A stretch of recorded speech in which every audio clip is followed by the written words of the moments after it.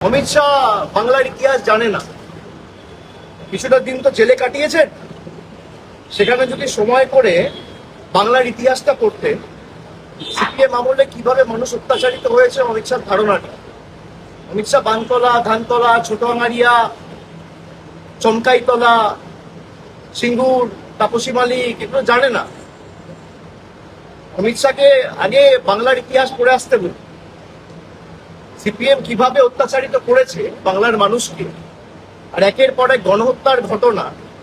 আর যারা করেছে, আমি পশ্চিম মেদিনীপুরে সভা করতে গিয়ে বলে এসেছি নাম ধরে ধরে, সুশান্ত ঘোষের যত সাগরে, বেড়া চাপড়ার গণহত্যা, অর্বেতার গণহত্যা, কঙ্কাল কাণ্ড, সব এখন বিজেপি। সুশান্ত ঘোষের ডানাতের শুকুর আলীর ছেলে এখন বিজেপি করে। অমিত শাহকে বলুন শুকুর আলীর ইতিহাসটা একবার করতে। শুকুর আলীর ছেলে এখন বিজেপির মেদিনীপুরের যুবর খুব সম্ভবত একটা ওয়ার্ডের টাউন প্রেসিডেন্ট বা কিছু।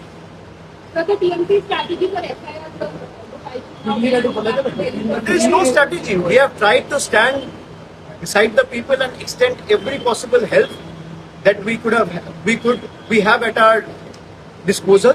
At the same time, we have been extremely vocal about SIR in the parliament. We are also taking it up legally. Trinamool Congress is the only party which has taken it up in the Supreme Court and filed a petition. We have also mentioned this last week and filed another intervening application bringing before the court how the Election Commission has been flouting the guidelines that has been laid in the last Supreme Court order. It is supposed to come up for hearing next week. We will continue to put our might and fight it both inside the court and inside the parliament. And also on the ground. রওনা হয়েছেন যারা যাদেরকে মৃত দেখানো হয়েছিল, দেখে আছে আপনার সবার অধিকার আছে। কি হবে কর্মসূচিতে? আপনারা জানেন যে আগামীকাল মুখ্যমন্ত্রী দিল্লি যাবেন।